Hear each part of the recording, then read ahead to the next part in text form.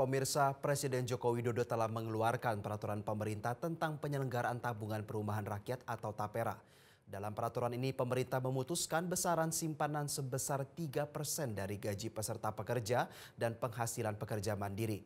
Presiden menyebut keputusan besaran iuran TAPERA yang ditanggung peserta telah dihitung dengan cermat oleh pemerintah. Peraturan tersebut tertuang dalam PP nomor 21 tahun 2024 tentang perubahan atas PP nomor 25 tahun 2020 tentang penyelenggaraan tabungan perumahan rakyat atau TAPERA. Jokowi mengibaratkan iuran TAPERA sama seperti BPJS Ketenagakerjaan dan Kesehatan. Ia menilai program BPJS awalnya berat namun memiliki manfaat yang besar dan manfaatnya sudah dirasakan oleh masyarakat.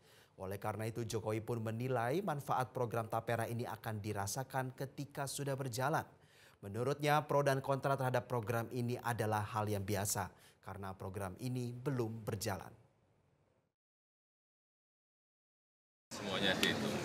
Biasa dalam kebijakan yang baru itu pasti masyarakat juga ikut berhitung mampu atau nggak mampu, berat atau nggak berat. Seperti dulu waktu